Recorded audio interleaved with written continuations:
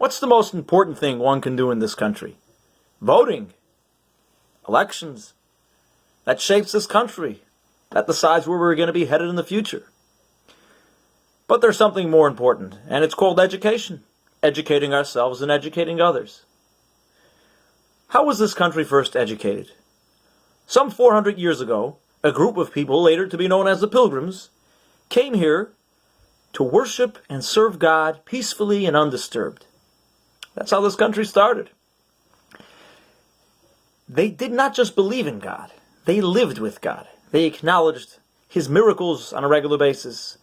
God was present in their minds and in their lifestyle.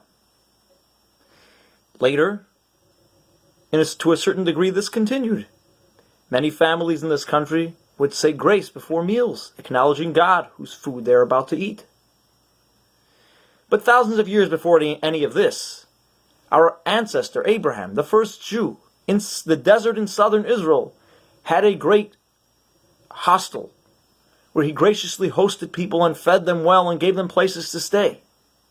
Free of charge.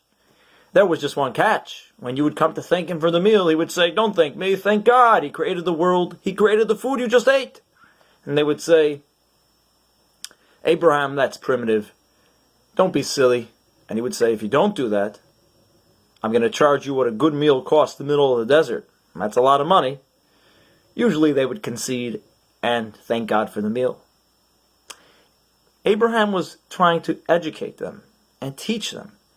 God should not just be something to believe in. It should be something that we live with. The Torah gives us this opportunity several times a day. There are special blessings before we eat to acknowledge God. Blessings after we eat. Something to think about, to make God more present in our day and even in our food.